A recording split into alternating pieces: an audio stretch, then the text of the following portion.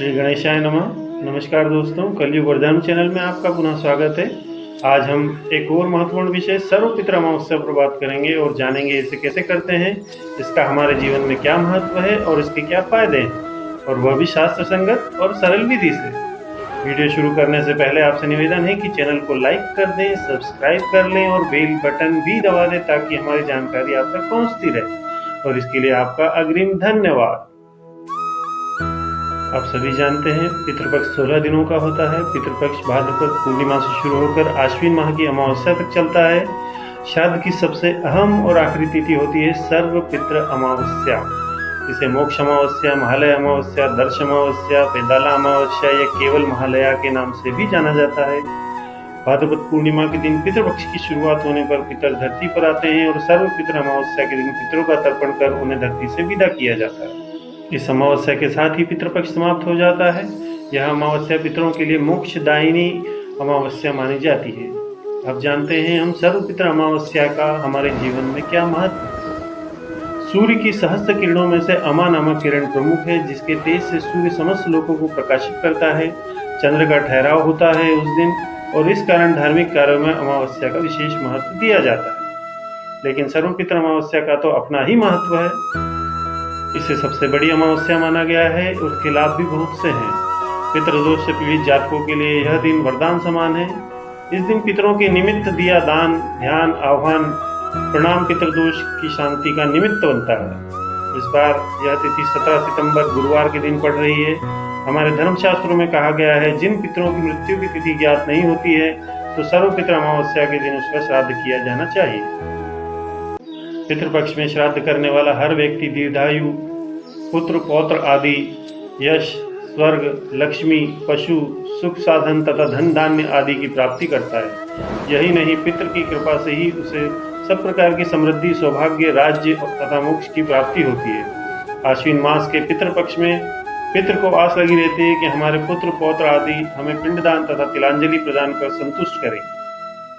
आइए अब हम जानते हैं इस श्राद्ध को करने की तिथि, तारीख तथा समय, श्राद्ध करने की विधि, ब्राह्मण भोज, दान दक्षिणा और पितरों की विदाई के बारे में। इस वर्ष अमावस्या तिथि आरंभ हो रही है 16 सितंबर 2020 को शाम 7:56 से, और अमावस्या तिथि समाप्त होगी 17 सितंबर दोपहर 4:29 तक। अमावस्या तिथि 16 सितंबर 2020 को शाम को प्रारंभ हो रही है, इसलिए सर्वपित्र अमावस्या तिथि 17 सितंबर 2020 बृहस्पतिवार होगी, और श्राद्ध कर्म मुहूर्त के लिए समय 11:51 से 12:40 दोपहर तक होगा। आइए अब हम बात करते हैं श्राद्ध करने की विधि के बारे में। इस बारे में हम अपने पहले के वीडियो पितृपक्ष का महत्व और श्राद्ध करने की विधि में चर्चा कर चुके हैं, फिर भी संक्षिप्त में मैं आपको बताता हूँ। सर्वपित्र अमावस्या को सुबह स्नान आदि के पश्चात गायत्री मंत्र का जाप करते हुए सूर्यदेव को जल अर्पित करना चाहिए। जल में थोड़े काले तिल मिला लें। इसके पश्चात अपने पितरों के पसंद का भोजन बनाएं और भोजन से पंचबली अर्थात गाय, कुत्ते, कौवे, देव एवं चींटियों के लिए भोजन का अंश निकाल लें। अब गाय के गोबर के कंडे को जला लें और इसके पश्चात श्रद्धापूर्वक पितरों का आह्वान कीजिए। उनसे आपके द्वारा किए जा रहे कर्म को स्वीकार करने की प्रार्थना कीजिए। अब पितरों की पूजा के बाद उन्हें आहुति और जलांजलि प्रदान करें। आप अपने दिवंगत पिता, माता, दादा दादी, पितामह पितामही, नाना नानी के साथ साथ दिवंगत बुआ, मामा, मौसी, मित्र एवं गुरु को भी तर्पण दें। इन 4 दिव्य पितरों को भी पूजें: काव्य, वार्डनल, सोम, अरमा और यम। यमराज की गणना भी पितरों में होती है। अरेमा को पितरों का प्रधान माना गया है और यमराज को न्यायाधीश। इसके बाद हाथ जल में लेकर 3 बार ओम विष्णवे नमः बोलकर यह कर्म भगवान विष्णु जी के चरणों में छोड़ दे। साथ ही पितरों से आपके कर्म में कोई गलती हो गई हो तो आप उनसे क्षमा मांगे और अपने परिवार की मंगल की कामना का आशीर्वाद मांगे। यदि आपकी और कोई इच्छा है तो जरूर उनसे मांगे। इसके बाद पंचबली यानी गाय, कुत्ते, कौवा और चींटी को प्रसाद खिला दें। सर्वपित्र अमावस्या पर पीपल के वृक्ष पर दोपहर में जल, पुष्प, अक्षत, दूध, गंगाजल और काले तिल चढ़ाएं और स्वर्गीय परिजनों का स्मरण कर उनसे आशीर्वाद मांगें। तत्पश्चात आमंत्रित ब्राह्मण को आदरपूर्वक भोजन करवाएं। पितृपक्ष में ब्राह्मणों को श्राद्ध का भोजन कराने के नियम भी शास्त्रों में बताए गए हैं, जो इस प्रकार है। ब्राह्मणों को श्राद्ध का भोजन कराने से पहले आदरपूर्वक निमंत्रण देना चाहिए। जब ब्राह्मण आपके घर आ जाए तो उन्हें आसन पर बैठाकर भोजन कराएं। पितृपक्ष में श्राद्ध का भोजन वैसे तो चांदी के बर्तनों में कराया जाता है, लेकिन यदि आपके पास चांदी के बर्तन नहीं हैं, तो आप ब्राह्मणों को पत्तल में भोजन करा सकते हैं। ब्राह्मणों को श्राद्ध का भोजन परोसते समय अपने दोनों हाथों का प्रयोग करें, एक हाथ से भोजन बिल्कुल भी ना परोसें। आपको इस बात का विशेष ध्यान रखना चाहिए कि जब भी आप ब्राह्मणों को भोजन कराएं, उस समय पूरी तरह से शांति रहनी चाहिए। श्राद्ध में भोजन के लिए आए ब्राह्मणों को दक्षिण दिशा में बैठाएं।